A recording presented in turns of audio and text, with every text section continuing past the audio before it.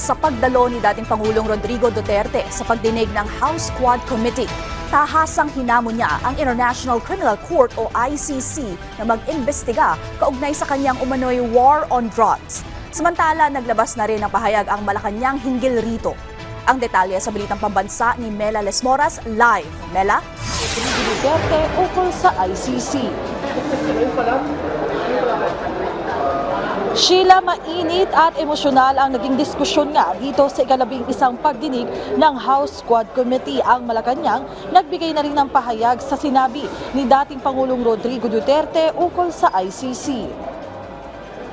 Matapos ang naging hamon ni dating Pangulong Rodrigo Duterte sa International Criminal Court na magsisiyasat na ukol sa kanya dahil baka makamatayan na umano niya kapag nagtagal pa ito, sinabi ng Malacanang na nirerespeto nila ang pasya ng dating Pangulo bagamat sa ngayon ay hindi na nga miyembro ang Pilipinas ng ICC.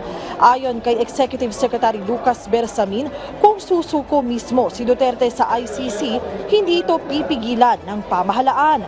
Pero kung ipapasa ng ICC sa Interpol ang proseso at makikipag-ugnayan sila sa ating mga otoridad, mapipilitan ang pamahalaan na makipagtulungan.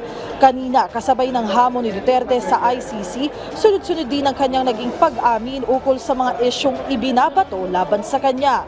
Kinumpirma niyang may nangyayari na nga pagtatanim ng ebidensya noon sa kanyang pamumuno at mayroon din talaga umanong reward system. Sa isang punto ng pagdinig, inamin din niyang pumapatay umano talaga siya noon basta't may dahilan dahil bahagi ito ng kanyang pamumuno.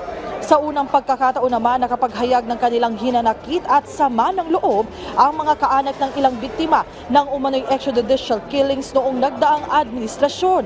Hanggang ngayon, hustisya ang panawagan nila.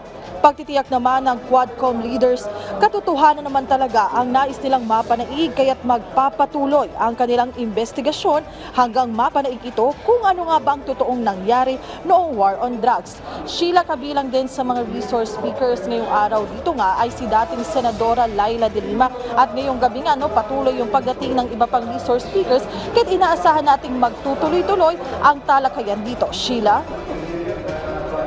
Maraming salamat, Mela Lesmoras.